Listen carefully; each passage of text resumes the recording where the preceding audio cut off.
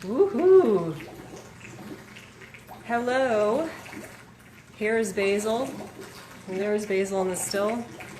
We'll see if we keep this video. I had the wonderful opportunity to be contacted by Courtney Hall, who's a beautiful herbalist and so much more. And she, I was at Trieber Farms just now. She had some plant material, so I'm with Basil. And this is a very impromptu live, and so we'll just see what happens. So Basil's in the still, and she picked the plant material this past Wednesday, I believe, and it was kind of hanging out, getting a little dry, and with most plant material you want to dry it, especially if you're trying to obtain the essential oil. And I'm running this still run a little differently. I'm actually getting some oil. This seems to be quite an oily plant, and I only have a little over a pound of plant material. Thanks for joining. Totally impromptu plant talk. We'll see if I save this one. So this is basil. If you're wondering about the still, I've done a few videos. I'm in my garage, as I usually am with the still, because I get protected from the wind, which usually comes from the south or sometimes northwest. I have an old disgusting cookie sheet here that I use as a wind protection. But I'm going to just talk about sweet basil, and like I said, we'll see if we save this video. But the plant material is organic. It's from a beautiful farm on the North Fork here, and Courtney contacted me, and I was like, let's go for it. So since this was super impromptu, I just got the plant material 2 hours ago, and I put my still together, because I usually disassemble everything. I just thought I'd resurrect a plant material. What do you call this? Something I wrote on basil. This was last year about the essential oil. So I'm just going to read parts from it. And basil, I think, an overall theme about it is I think of cooking. And this is Genovese Basil. This is Ocimum basilicum, like the garden type variety most of us grow in the garden. I actually had some yesterday in my food I picked from my plants.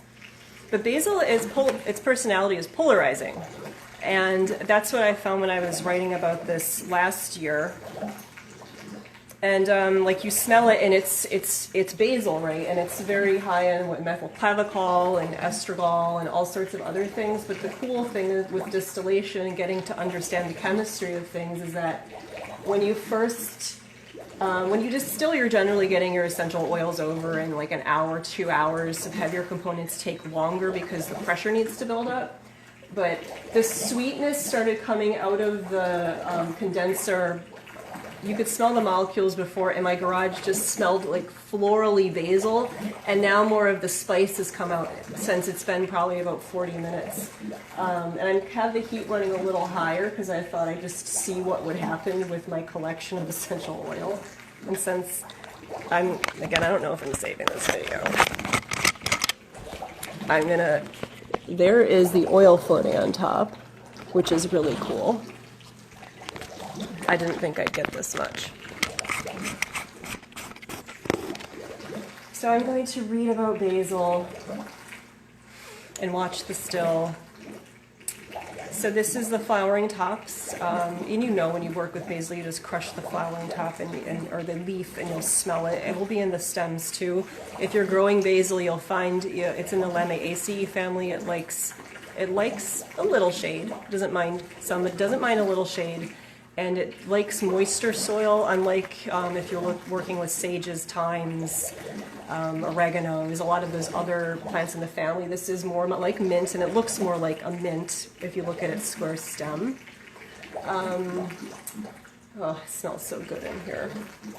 So I just wanted to read a little bit from this. So forget about all this chemical type crap and all that stuff, and just thinking about the personality of the plant, and that helps you to know how does it grow, and then when you spend time with it and throughout history, how people respond to the plant. So there appears to be conflicting information in the literature regarding the roots of basil's Latin binomial, and this is kind of important when you think about its polarizing nature. One source says it's from the Greek ocimum, which supposedly means I feel, where another notes ocimum, which means smell. And the Latin binomial part of the species, genus species, basilicum, so this is ocimum basilicum, comes from basilicos, or royal, which nicely aligns with basil's, like when you think about Tulsi, which is ocimum sanctum. which is holy basil. So that holy basil is very revered in India and that part of the world. And I have here, it's the osmums, the basils are noble, dispel evil. It was thought to aid in amorous feelings and dispels bad energy from the dead. It's very interesting. It's a very potent oil when you're working with this, even as the herb itself. Like I had it on pizza yesterday. It's potent. Let's see. So in the Greek language, there are two words, basilicon, which means kingly herb, hence the sacred, elevated, and royal connotations, and basilicus, which is the opposite of the royal white knight. This is the king of the serpents.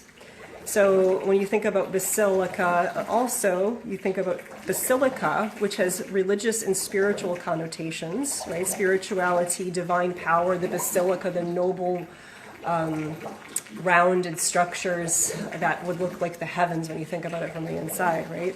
And then there's the basilisk, which is a snake-like creature from ancient times that would just kill anything it came across. So basil is holy, and it's good and evil. It's just this good, bad, this fight happening. And I think I had a picture of a Ouroboros. Well, I used to have a picture of Ouroboros, and you want to think about eternal return and this like infinity and cyclicality and this good and evil coming together, kind of represented in basil, which I think is kind of wild. Let's see.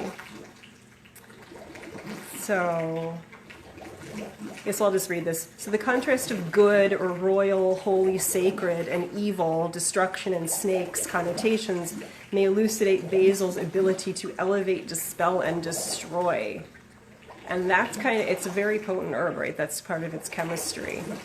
Culpeper, who's often quoted, even though this person wrote that hundreds of years ago, but Culpeper adroitly summarized the polarizing notions of basil, quote, either makes enemies or gains lovers, there is no in between. And when you're blending with this, even as a tea, if you're blending the hydrosols, if you're blending with the tincture, if you're especially blending the essential oils, it's funny too, when the oil first started coming over the hydrosol, it was a bit cooling and floral, and then that heat and energy and that like pulsing heat started coming over. That's always due to chemical compositions and knowing what components come over when at what time. But it's just the duality in the plant is really, really palpable. So I like to, hi, Courtney. I just decided to do a plant talk impromptu. So I don't know if I'm saving the video, but I resurrected some of my writing, and there is the basil going on. So Courtney is the person who I mentioned earlier who gave me this lovely plant material, and she will be getting the hydrosol next week. So like to think about when you connect with a plant, it's nice to think about the personality of a plant, and smelling it, eating it, tasting it, being with it, sitting with it helps you kind of get what's going on with the plant. So I'm just reading from stuff I wrote last year, as I said. So basil is an immediate burst of stimulating joy, and that happened when the still started, when this aroma started coming through the condenser before the drip happened. It was floral and sweet, and it makes you want to sing. It's just like joy, and it's like poetry. Initial excitation rushes in through the throat down into the stomach. This is one of those aromatics. Aromatics generally have an affinity for our internal, like digestive, soft mucous tissues, and of course the nervous system. Rushes down the throat to the stomach, to the realms of creativity, catabolism, and anabolism. The power of basil is that it brings a veil of calm over the excitation of the mind and other internal processes over time. And here I say like metabolic processes. After the initial vivacious activity, it guides you to an inner sanctum, stirring up and dispelling all the bad stuff so peace may gently enter. Mind you, I'm talking specifically about the oil, but you can get this from drinking the tea, let's say, or the hydrosol. Basil is a poet with the ability to enrapture even the grumpiest of fools. Its complex nature, or chemistry, gives space for us to tune out the external world and focus on our inner processes. There is something irresistibly dangerous about basil, a feeling of eternal return, creation and extinction, or Ouroboros. And in here I have a picture of Ouroboros that I got. Wow, Janny, hi, stranger. Talking about basil, and I remember you love laurel, who is also a very powerful herb. So I can get into the affinities of stuff, but you can always look that stuff up. But I think the really cool thing about basil is just realizing that, of course, with these aromatics, they help us metabolize things and break down fats when we eat things. They stimulate digestion, but this is really dispelling of stagnation. And one thing I wanted to say when I was talking about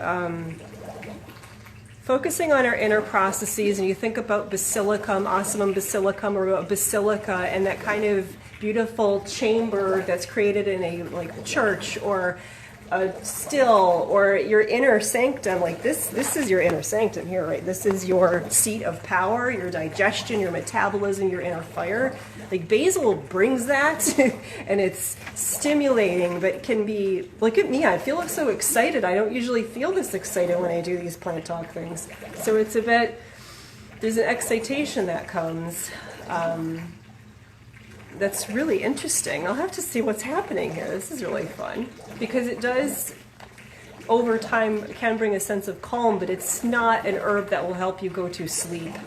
This is powerful, dispelling, excitable, and it's fun when I think about mints too. Now that I don't know if I'm going to post this up, like I said, online. If I think about mints, spearmint is exciting, but not as exciting as peppermint. Like peppermint is, when I've worked with it, I get bubbly and like crazy and really stimulated.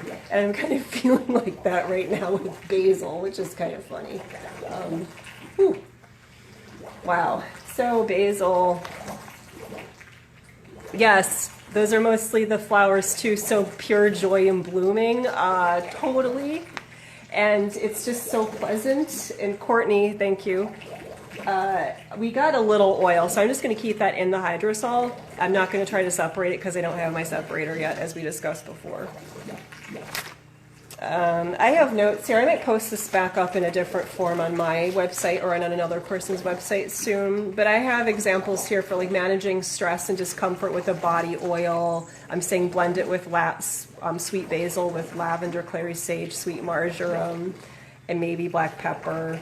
Dispelling and uplifting, so basil, lavender, geranium, and coriander. So those three will kind of offset that excitation of basil.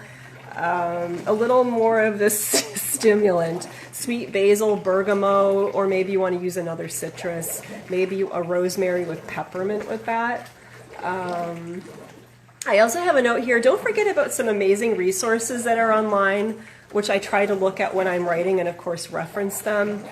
I have the Herb Society of America. They always do these beautiful monographs, you can call them that, with history, garden tips and growing, and they often have recipe ideas. So, I mean, here I am on social media talking about this stuff, but there's some really great places that already have amazing information to reference. And the Herb Society of America has these really great PDFs for free that experts contribute to.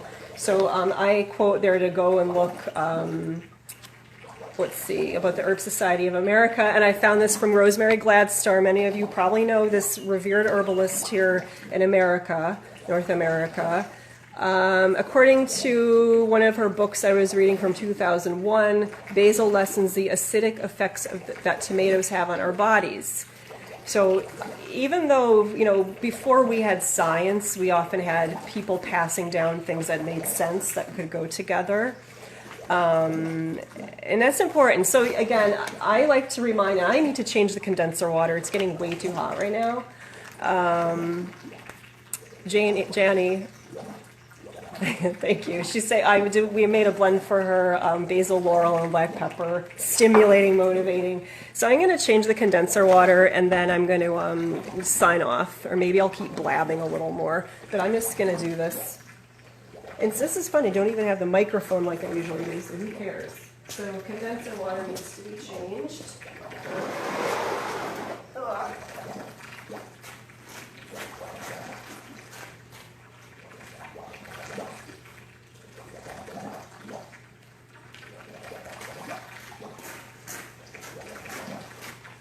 It's running almost at 120 degrees Fahrenheit right now, and I don't like that. Little garden hose.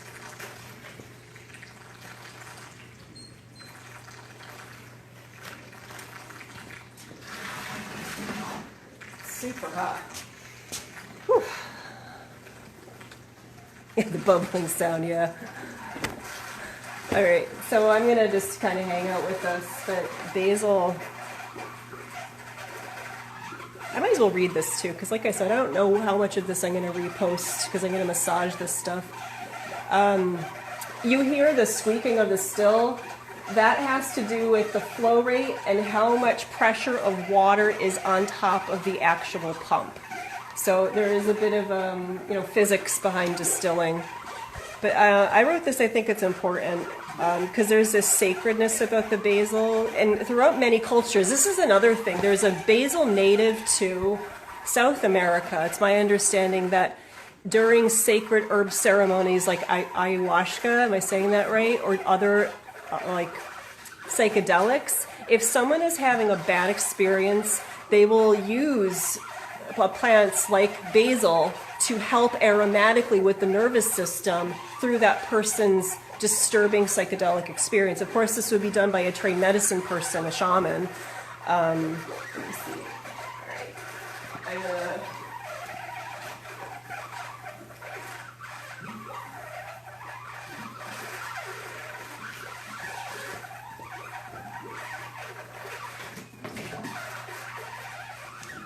I'm going to do one more little reading here, and then we'll say goodbye. So many sacred and holy plants are potent and verge on the threshold of being safe. I feel like the word threshold with basil because there's something edgy about it. And that's like what I just said about the sacred ceremonies and using basil. I forget when I was reading what the species of basil was from South America. I believe it was South, not Central America, but these plants grow where they want to grow, right? Anyway, so many sacred and holy plants are potent and verge on the threshold of being unsafe, especially when working with a concentrated essential oil. I believe osmums in general fall into this category. It takes awe and respect to work with these potent plants, but there is no need to push them away, meaning don't be afraid to work with something if it is approached appropriately and wisely.